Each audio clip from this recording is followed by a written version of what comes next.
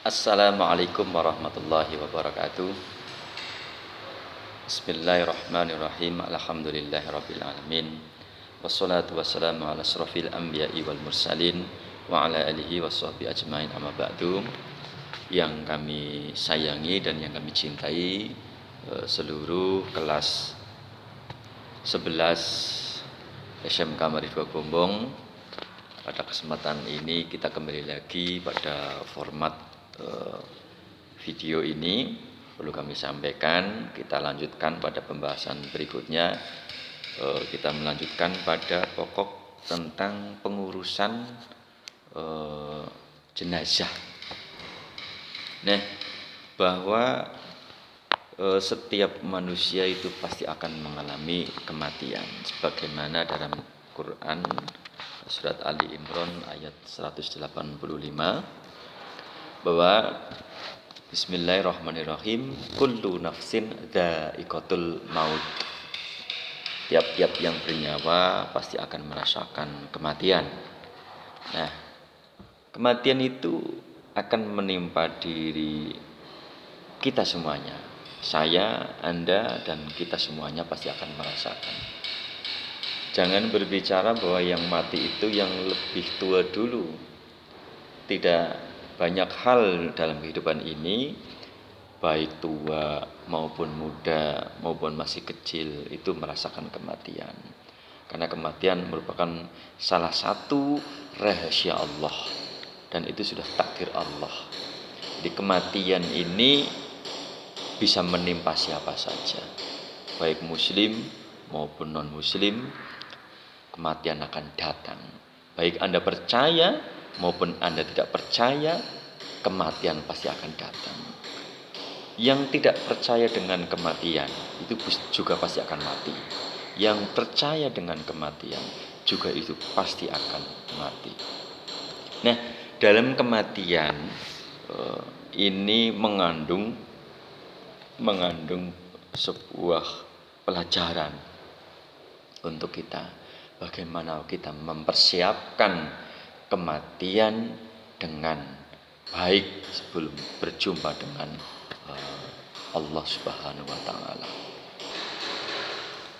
Orang yang selalu mengingat akan datangnya sebuah kematian merupakan merupakan salah satu ciri orang yang cerdas. Ya, orang yang sadar bahwa kematian akan datang, itu merupakan ciri orang yang cerdas. Sebagaimana dalam sebuah hadis yang diriwayatkan oleh Ibnu Majah, bahwa seorang putra dari sahabat mulia Abdullah bin Umar radhiyallahu anhu mengabarkan, aku sedang duduk bersama Rasulullah sallallahu alaihi wasallam. Tatkala datang seorang lelaki dari kalangan Ansor, ia mengucapkan salam kepada Rasulullah sallallahu alaihi wasallam. Lalu berkata, "Ya Rasulullah, mukmin manakah yang paling utama?" Beliau menjawab, "Yang paling baik akhlaknya di antara mereka." Lalu bertanya lagi, "Mukmin manakah yang paling cerdas?" Tanya lelaki itu lagi. Beliau menjawab, "Orang yang paling banyak mengingat mati dan paling baik persiapannya untuk kehidupan setelah mati. Mereka itulah orang-orang yang cerdas." Ini hadis riwayat Ibnu Majah, bahwa orang yang cerdas itu bukan orang yang mungkin memiliki kompetensi atau berbagai macam keahlian, orang yang bisa menjawab sebuah pertanyaan-pertanyaan. Tetapi orang yang cerdas itu adalah orang yang memiliki kesadaran, selalu mengingat akan datangnya sebuah kematian. Ini orang yang cerdas. Jadi apa artinya? Orang yang mengingat akan kematian itu pasti akan bisa memanfaatkan waktu dengan sebaik mungkin. Dia akan selalu sadar bahwa hidupnya selalu dipantau, selalu dilihat, selalu diamati oleh Allah Subhanahu wa taala. Dia akan sadar dengan itu, sehingga dia akan berhati-hati di dalam kehidupannya. Dia akan semakin memanfaatkan waktunya untuk mengingat pada Allah. Dia juga akan menggunakan potensi akal, pikiran dan akhlak yang dimiliki untuk mendekatkan diri kepada Allah Subhanahu wa taala. Jadi inilah orang yang cerdas adalah orang yang betul-betul dia akan selalu sadar setiap detiknya dia akan mengingat akan kematian. Anda bisa membayangkan orang yang tidak sadar atau mungkin tidak ingat bahwa kematian akan datang, hidupnya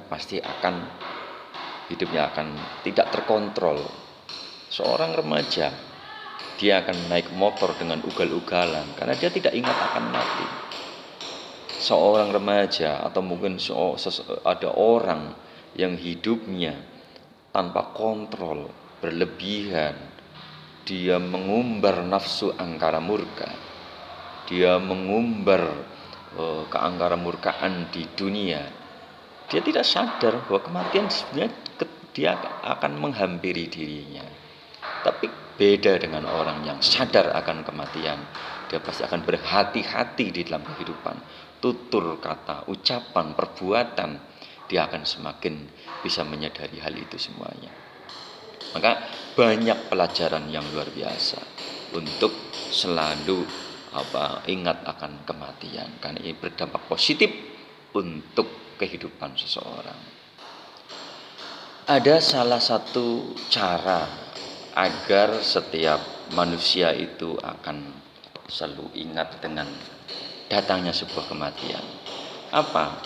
Yaitu sering-seringlah dia untuk bertaksiah, mendatangi keluarga yang mendapatkan musibah.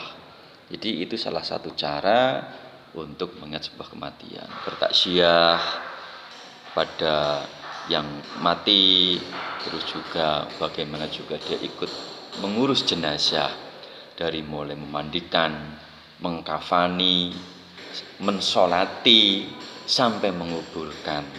Inilah kalau seseorang itu terbiasa bertaksiah, mengunjungi orang yang meninggal, mendoakan, dia melihat orang yang mati terbujur, ya kan, lalu memandikan, dia mengkafani, mensolati, menguburkan, itulah manusia, dan itu akan kita alami. Saya, Anda, ya, bahwa kematian itu pasti akan menghampiri diri kita. Ada saatnya nanti kita akan dimandikan, ada saatnya ketika kita nanti akan dikafani, ada saatnya nanti akan kita disolati, dan ada saatnya nanti saya, Anda dikuburkan di liang lahat, ditinggal sendirian di tanah, diuruk, lalu kita ditinggalkan. Nah, itu salah satu cara mengingat kematian. Kalau seseorang terbiasa dengan hal-hal seperti itu, insya Allah dia akan terbangun sebuah kesadaran bahwa kematian akan menghampiri diri kita semuanya, akan diperlakukan kita yang masih hidup ini suatu saat nanti akan diperlakukan seperti itu. Maka ini sebuah pembelajaran, kehati-hatian.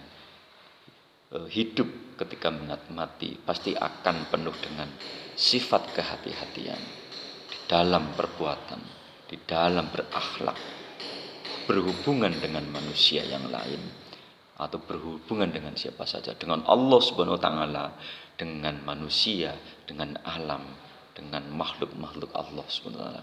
Ini membangun.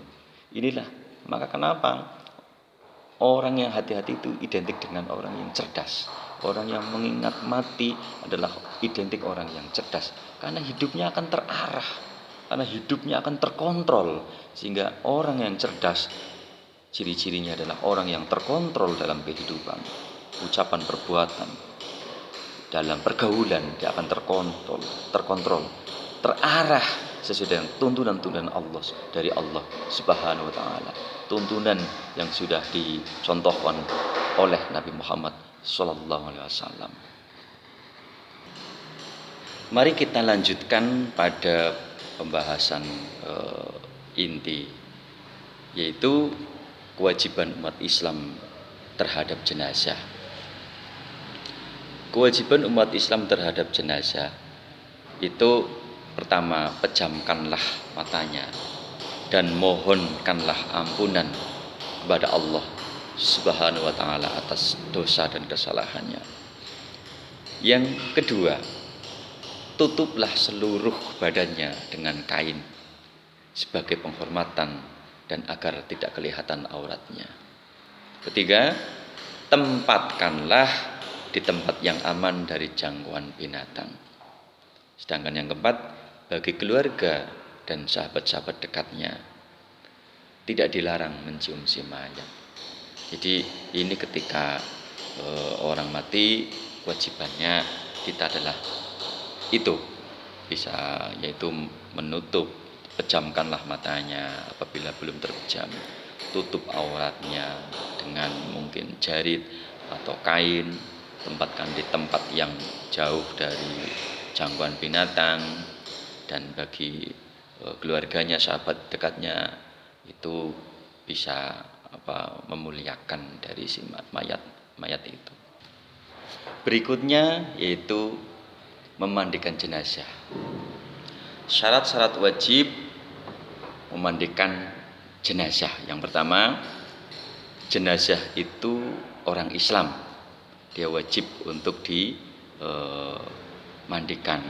Terlepas dari aliran madhab, ras, suku, dan profesinya, mau dokter, mau guru, mau perawat, atau mau siapa saja, pengusaha atau ya, tanpa kecuali kalau dia Islam, dia wajib untuk dimandikan. Yang kedua, didapati tubuhnya walaupun sedikit. Bisa jadi ada tubuh yang tidak utuh karena mungkin kecelakaan atau apa. Ketika masih ada bagian tubuh yang tersisa, yaitu yang dimandikan. Jadi syarat-syarat wajibnya itu. Yang kedua, yang berhak memandikan jenazah. Yang pertama, apabila jenazah itu laki-laki, yang memandikannya hendaklah laki-laki. Perempuan tidak boleh memandikan jenazah laki-laki kecuali istri dan mahramnya. Jadi itu. Yang kedua, apabila jenazah itu perempuan, hendaklah yang memandikan juga perempuan. Laki-laki tidak boleh memandikan kecuali suami dan mahramnya. Yang ketiga, apabila jenazah itu seorang istri, sementara suami dan mahramnya ada, suami lebih berhak untuk memandikan istrinya. Dan berikutnya, apabila jenazah itu seorang suami, sementara istri dan mahramnya ada semua, istri lebih berhak untuk memandikan suaminya. Jadi harus betul-betul selektif yang tadi sudah saya sampaikan. Sedangkan apabila mayatnya anak laki-laki atau anak perempuan yang masih kecil, perempuan atau laki-laki dewasa boleh memandikannya. Ini kalau mayatnya anak kecil, baik laki-laki maupun perempuan. Kita lanjutkan pada pembahasan yang terakhir pada pertemuan kali ini, yaitu tentang tata cara memandikan jenazah. Apa saja? Yang pertama, jenazah itu dimandikan di tempat tertutup agar yang melihat hanya orang-orang yang memandikannya saja atau yang mengurusnya saja. Jangan terbuka di tempat umum, ini tidak boleh. Mayat yang kedua, mayat diletakkan di tempat yang tinggi seperti dipan. Jadi agak sedikit tinggi, mungkin kayak ditempatkan di dipan, dan itu sudah terbiasa di lingkungan kita. Yang ketiga, dipakaikan kain basahan seperti sarung atau mungkin jarit, di lingkungan kita biasanya disebut jarit, agar auratnya tidak terbuka. Betul dia sudah mati, tapi tidak boleh auratnya itu diumbar, harus ditutup dengan kain basahan seperti sarung atau mungkin jarit yang agar tertutup auratnya. Berikutnya yang keempat, bahwa mayat didudukkan atau disandarkan pada sesuatu, agak sedikit diangkat, lantas disapu perutnya, agak sedikit ditekan kecil-kecil sambil ditekan pelan-pelan agar semua kotorannya keluar. Setelah itu dibersihkan dengan tangan kiri, dan yang memandikannya dianjurkan memakai sarung tangan. Dalam hal ini boleh memakai wangi-wangian agar tidak terganggu bau kotoran dari si mayat. Jadi wangi-wangian mungkin semacam apa itu, kalau di masalah kita pakai daun itulah widaro atau apa itu. Jadi ini agar tidak terganggu yang memandikan dari bau kotoran yang dikeluarkan oleh mayat. Setelah itu yang kelima, hendaklah mengganti sarung tangan untuk membersihkan mulut dan gigi si mayat. Jadi ini sarung tangannya diganti, lalu ganti sarung tangan berikutnya untuk membersihkan mulutnya, agak sedikit semacam kayak disikat, dibersihkan gigi-giginya. Jadi jangan sarung tangan sudah untuk membersihkan kotoran tubuh, lalu untuk membersihkan mulut, ini tidak etis, maka harus diganti. Berikutnya untuk yang keenam, membersihkan semua kotoran dan najis, bersihkan, diguyur mayat itu. Yang ketujuh, diwudukan. Setelah itu membasuh seluruh badannya, diwudukan, karena mayat ini sudah tidak bisa berwudu seperti halnya orang yang masih hidup, maka diwudukan. Inilah memang ajaran Islam seperti itu, diwudukan. Bagaimana? Ya seperti orang yang berwudu. Yang memwudukan siapa? Orang yang memandikan itu. Nah yang terakhir, disunahkan membasuh 3 sampai 5 kali dengan hitungan ganjil, 3 atau 5 kali. Jadi dibasuh, diguyur, dibasuh ini dari mayat ini setelah diwudukan 3 atau sampai 5 kali. Demikian barangkali untuk pertemuan pada kali ini, nanti bisa kita lanjutkan pada pertemuan berikutnya. Terima kasih. Apabila ada kekurang sempurnaan dalam pembahasan ini, kita lanjutkan pada sesi berikutnya. Terima kasih, mudah-mudahan bermanfaat. Jangan lupa tetap jaga kesehatan.